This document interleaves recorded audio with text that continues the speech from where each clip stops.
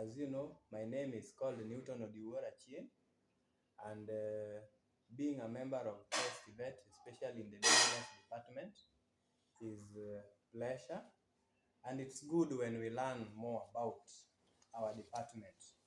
So I just wanted us to have a reflection with you on matters to do with financial reporting, and it's normally good to talk about this because it's going to help even our students. That financial reporting, when we talk about financial reporting, we have um, some part that I wanted us to cover now that is very important. That is the source documents and the books of original entry. So this is key. Yes, yes, teacher. Now, what is this source documents in Uh, financial accounting? Source documents, uh, these are just the physical evidence that we can see, or where we collect information to feed into our books of original entry.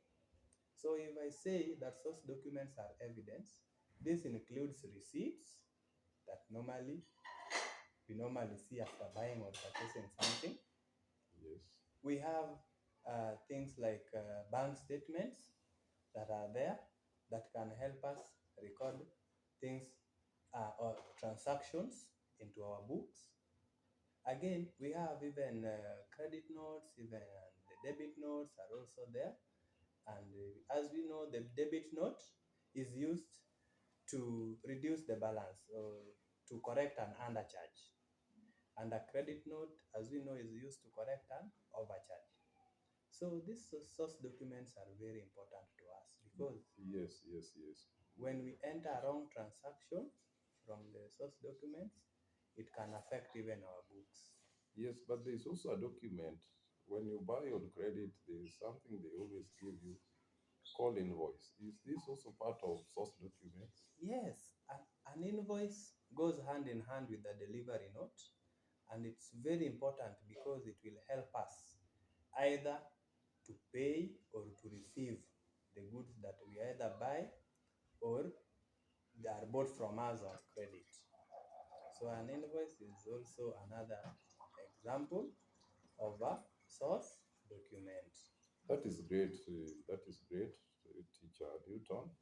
And Yes. now I think now that we know the source documents, you can also highlight us on other areas of financial accounting. So after the source documents, we want to look at the books of original entry. And do you know about these books of original entry? Because they're very important also in our department. And this entails more about the first place where we enter our transactions. Immediately after receiving our source documents, we will record our transaction.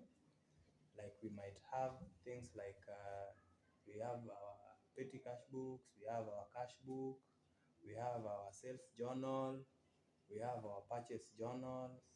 So this will help us to monitor and will help us follow up on our financial transactions that we normally do daily. We also have an important part that is the bank reconciliations, the income statement, and the balance sheet.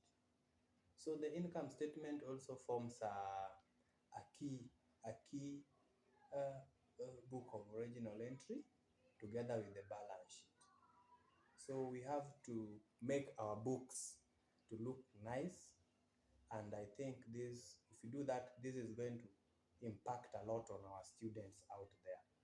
And unless you have something before I I think that continue. is great because you have been taking us through the source documents and where you enter these source documents, the books of original entry, and you have mentioned a number of them. And now, at the end of this, teacher, what is the main purpose of this financial accounting? These source documents, these books of original entry, as a layman who is All having right. business outside. Okay, that is a very important question. And let me just take the backbone of it, that is the income statement. The purpose of the income statement majorly is just to show the revenue. Great. that the business gets. But there's also one that is also very critical, that is the cash book, whereby it's only shows us that what we have earned, what we have earned in the business. Like the income statement depicts revenue. The cash flow is only going to tell us generally how our cash is flowing in and out of the business. And the balance sheet is also a very important factor, because we are going to know our assets. That entails the prepaid expenses. We have got our accrued income. We have got prepaid income. We also have got our accrued expenses. So these factors are very important when we know how we are going to deal with them. Just to say this before I finish, that the prepaid expenses to us remains as an asset, for example, in the balance sheet, and the accrued income also remains as an asset.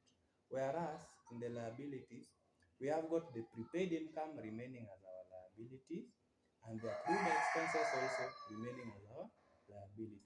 So these factors are normally very important, as our students can get such materials that we are trying to educate them about. It's also going to help them out there in exams and where they are going to practice.